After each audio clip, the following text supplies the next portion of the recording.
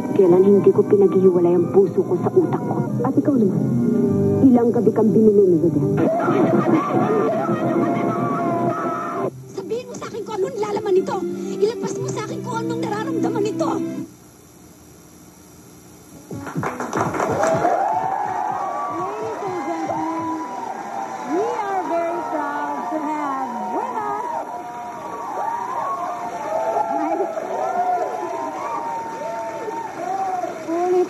Kasi talagang nasapawan ng lakas ng mga audience po natin. Nandito po lahat ng Vilmanians, as I said earlier.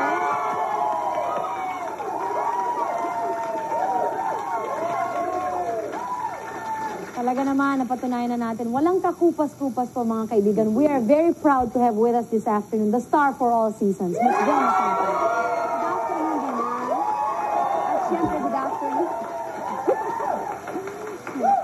Good afternoon, Dina, and of course sa lahat ng Vilmanians at sa lahat ng staff. I always watch your show. Thank you, Ate V. Thank you talaga na pinaunlakan mo naman kami. Oo naman, Dins. Kasi ayoko yung pupunta ako rito dahil meron ako ipopromote. Gusto ko pagpunta ko rito dahil sa inyo, hindi dahil may promote.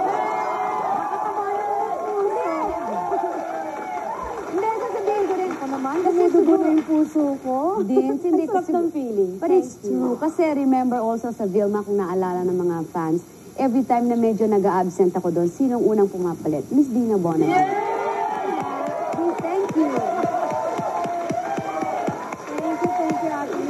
Kanina nga, linaloko ko yung mga Vilmanians eh. Sabi ko, adi, paano yan? Sabi ko, pag ako naman ang nagbuntis at nanganak, edi, yung Miss D magiging Miss V. Thank you very much. Ate V, kamusta ka na? I'm fine. I'm a very happy mother and at the same time, a very happy wife. And ngayon ko lang naramdaman siguro yung masasabi kong kabuuan ng pamilya ko. So I'm really very, very happy and comfortable. Siguro, in the future, bibigyan mo ako ng mga lessons and tips. Dahil marami pa yata akong kakainin bigas eh. Yung paano ba pinaghahalo yung mga anak sa una, tapos may bago, tapos di ba? Mga second marriage, di ba? Tips naman from the ate. Actually, nga ako, Ate V, paano mo bang ginawa yun? Di ba? Kasi si Lucky, binata na siya, tapos biglang eto si Christian. Hindi ba nagselo si Lucky na, naku, may bagong baby yung mami ko?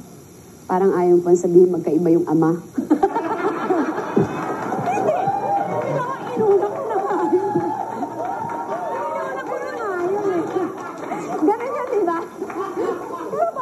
Diba? I mean, we deserve a second chance. Oo naman. Yun naman ang importante doon, diba? Lalo na kapag mukha ka pang dalaga. Of course! Parang hindi nanganak. Napaka-sexy pa rin. As long as you're still desirable. Hindi, okay. Hindi, kasi with Luis, ayaw na ng Lucky kasi 16 years old na siya. With Lucky kasi, with Luis kasi, ever since naging honest kami sa kanya. I mean, alam niya kung ano nangyari sa amin ng daddy niya. Kami, ako at saka si Edu. Naging honest kami, hindi kami nagsinungaling sa kanya. So, nung time, kahit na the time when he was still 4 years old, sinasabi na namin sa kanya kung ano nangyayari. Naging tapat kami. So, nung nagkaroon ako ng second husband, si Ralph, naging matalik silang magkaibigan. I mean, hindi siya nalito between his tito and the father. And then when Ryan Christian came, at first, may konti. That time nung nasa hospital ako, when I gave birth, medyo naramdaman ko dahil nilagnat nun si Lucky, si Luis. But later on, my God, ang pagmamahalan nila magkapatid, grabe. Ang tawag nga niya sa kanya, utol. Talaga? Yeah, utol ang tawag niya sa kapatid niya. Every time, pagkagaling niya sa school, hinahanap niya kagad ang utol niya. Ganun. Ang cute naman. Tinanong mo ba si Luis na magtimpla ng gatas? Paano magpalit ng diapers? Para naman kasali siya? Si Luis, hindi. Wala siyang mga ganon. Ang sa kanya, more on playtime with Ryan Christian. Ang talagang marunong mag-alaga niyan, like nagpapatulog, nagpapadede, si Ralph talaga. Sobra si Ralph talaga. Napaka-sweet naman. Totoo yun. Pero tinuruan mo kung paano. Oo, at saka may yaya naman si Christian. And actually, pagdating sa gabi... 24 hours na yaya, 3 shift. Aray ko. Kung ano kasi nasusulat sa senaryo eh, na tatlo yaya ng anak ko eh. Pero totoo. Hindi ka naman nag-iisa. Oo, di ba? Hindi kasi maybe, hindi naman. Talaga nga naman, ang isang prinsipe. Siguro ano lang, nagkaroon lang kami ng, hindi naman, it's special maybe because I had a very difficult pregnancy. And at the same time, pinanganak ko siya premature. So para bang